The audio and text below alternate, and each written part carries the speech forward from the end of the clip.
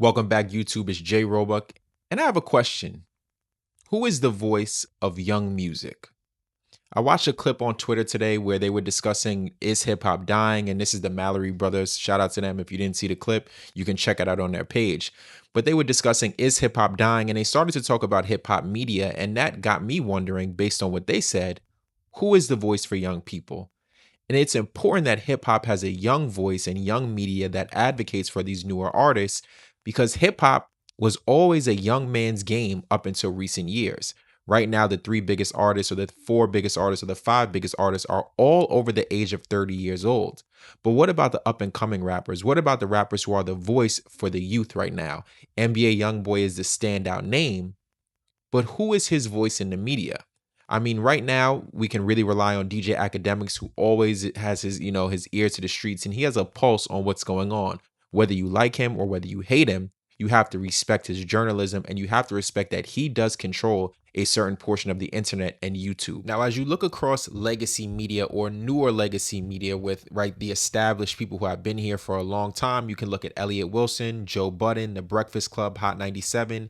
All the A mics are older, right? The people who control the narrative and the voice of the show are all over the age of at least 40 years old. They have inserted some B and C mics who represent the youth, but do those youth representatives really get a chance to cover the artists that people want to hear from, especially the ones that skew younger?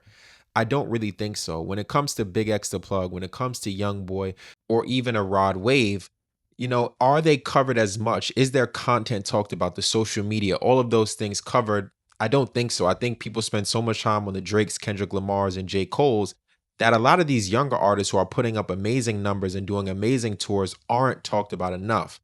Now, I can't act like it doesn't happen at all. I have to be honest, right? I can shout out Nyla Simone with Power 105, does a great job of bringing in that younger audience. Jay Wan, who's been featured on the Joe Budden podcast, Lauren LaRosa on Power 105.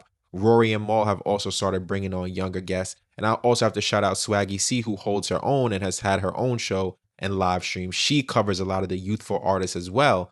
But we don't really see that shift happening industry wide. And I think that hurts the genre as a whole, because if you don't talk about what's next, you're always going to be behind the eight ball. So while I too have been critical that younger artists may lack the work ethic or the drive or the commitment to be excellent in music, there are younger artists who are making good music. We don't have to rely on the Clips. We don't have to rely on Kendrick. We don't have to rely on Drake. We don't have to rely on J. Cole. There are people out there who make good music, but is the attention being given to them?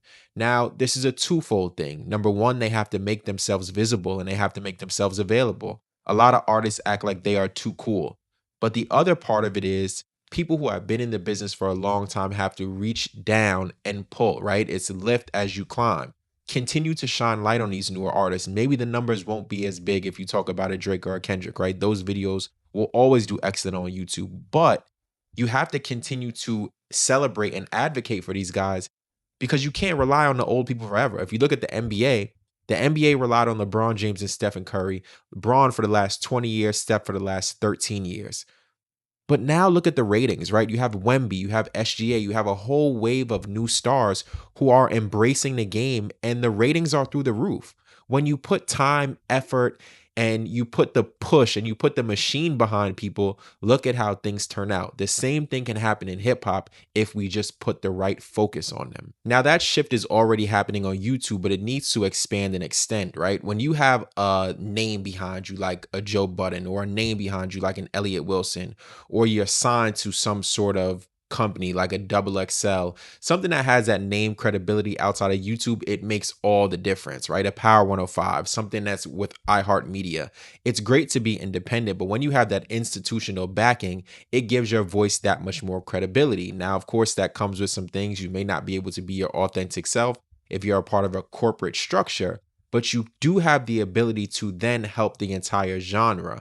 This is why my argument will always be numbers matter, data matters, because the more information you have to back up your points, the better it is for everyone and everything. You want artists to become popular so that the world can hear their message. If you think this hip hop artist is so good, why would you not want the world to embrace it and the world to hear it? Because number one, that helps the artist. And number two, it helps the genre because you're saying this is good music that we want to push forward. If you don't like certain music or you say this music is trash, then get the trash out of here and highlight the excellent music. There's no reason why we all can't do that.